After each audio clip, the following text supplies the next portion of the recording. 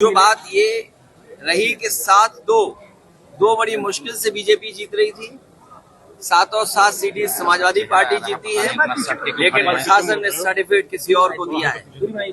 और जो संभल में हुआ है, संभल में हुआ नहीं है, कराया गया है। अफवाहों में होता कुछ नहीं है, अफवाहों से होता बहुत कुछ है। अगर पूरा घटनाक्रम आप देखेंगे, पहले तो 19 तारीख को फैसला सुनवाना कि उसका सर्वे होगा।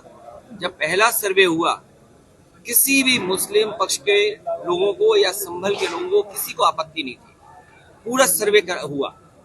लेकिन पता नहीं क्यों फिर दोबारा सर्वे करने का फैसला लिया गया और दोबारा सर्वे हुआ।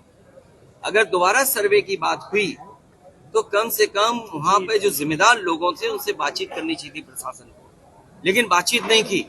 और फिर जो सर्वे टीम गई थी, क्या उसमें बीजेपी के कार्यकर्ता नहीं गए थे?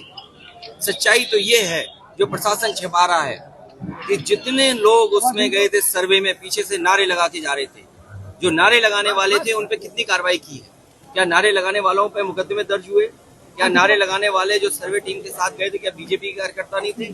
क्या प्रशासन की आंख बंद है इस बात को लेकर के?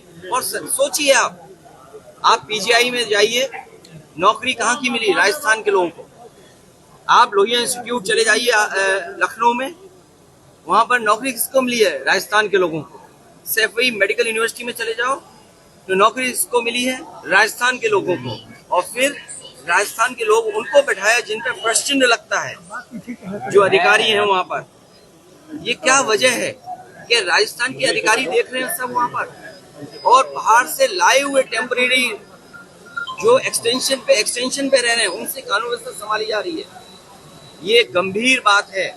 मुझे उम्मीद है कि इन सब घटनाओं को सुप्रीम कोर्ट सो मोटो लेकर के देखेगा कि आखिरकार इस तरह की साजिश क्यों रची गई, क्योंकि भारतीय जनता पार्टी को अपनी जो बेईमानी की थी उन्होंने, उस बेईमानी को छिपाना था।